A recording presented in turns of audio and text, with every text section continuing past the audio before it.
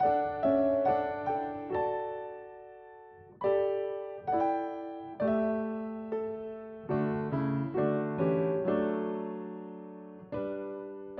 intéressant de voir comment le Seigneur agit. Ce qui agit avec une personne, ce n'est pas nécessairement de la même façon qu'il agit avec l'autre. Il a tout le même objectif, mais il prend... Moi, j'avais entendu beaucoup de témoignages, j'en ai entendu beaucoup, des gens qui disent « on découvre le Seigneur dans un bas fond ». Parfois, c'est dans le fond d'une prison, après avoir fait toutes sortes de crimes, d'avoir vécu toutes sortes de problèmes, que les gens découvrent le Seigneur. Mais moi, quand je regarde en arrière, c'est pas ça. Il a pris un autre chemin avec moi. Parce que ce qui m'a excité à donner du temps, ma motivation que j'ai accepté de prendre du temps pour être avec le Seigneur, pour le découvrir davantage, c'est qu'il y a un type qui a passé à mon bureau, puis il m'a dit « Toi, Léandre, t'as réussi. » Bon, ça nous fait toujours plaisir de se faire dire ça. Mais juste peu de temps après, j'allais à Montréal, j'étais seul dans ma voiture, et je réfléchis à ça. J'ai dit « Pourquoi il m'a dit ça? »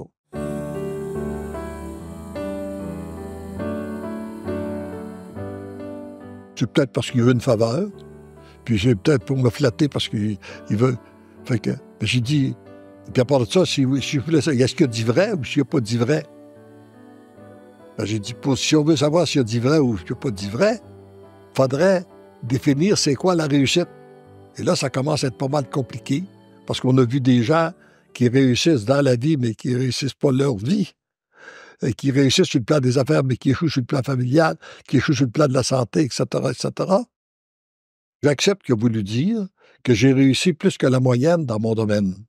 J'accepte ça. C'est vrai. J'ai un bon bureau. Mais là, la deuxième question que le Seigneur m'inspire, ça m'a donné quoi d'avoir réussi plus que la moyenne si j'ai plus de troubles que la moyenne? Je travaille plus fort que la moyenne. Je m'occupe moins de ma famille que la moyenne. Je vais peut-être mourir plus jeune que la moyenne. Ça me donne quoi, ça? Mais là, j'ai dit, l'autre question que le Seigneur m'inspire, c'est que qu'est-ce que ça devrait me donner? Oh, ça devrait me donner du temps pour les choses qui m'en valent la peine.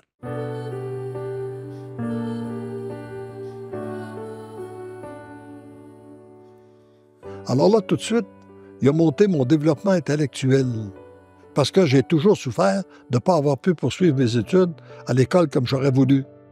Là, j'ai dit, je pourrais peut-être reprendre, me réinscrire à d'autres cours, enfin. Mais, dans la recherche que je faisais, et je lisais beaucoup à cette époque-là, pour définir pourquoi il y a des gens qui réussissent, pourquoi il y en a d'autres qui ne réussissent pas. Parce que je formais des gens à la vente d'assurance et dans une ligne qui est très difficile, où le taux d'échec est très élevé, puis j'embauchais des gens qui, pour moi, avaient tout ce qu'il fallait pour réussir, puis ça ne réussissait pas. J'en embauchais d'autres parfois qui m'inspiraient moins, puis ça réussissait. Fait que je voulais percer le mystère du succès. Fait que je lisais une série de livres sur le succès. Je venais de lire le livre composé par un homme de science qui disait « Un des grands problèmes de la science moderne, c'est qu'elle limite l'homme au niveau de son intelligence, mais que l'homme atteint sa véritable dimension dans la mesure où il s'élève au niveau de son esprit. » Ça m'avait accroché. J'avais médité cette phrase-là. Et je me suis dit, comme je n'ai pas eu l'avantage, je suis déjà rendu à 40 ans à l'époque, comme je n'ai pas eu l'avantage de développer mon intelligence comme j'aurais voulu, je suis peut-être mieux d'investir pour développer mon esprit. Et c'est ça qui fait que j'ai pu accepter d'une fin de semaine avec le renouveau charismatique, une semaine et tout ça. J'ai accepté de donner du temps parce que j'ai dit c'est ça qui m'en vaut la peine, développer mon esprit.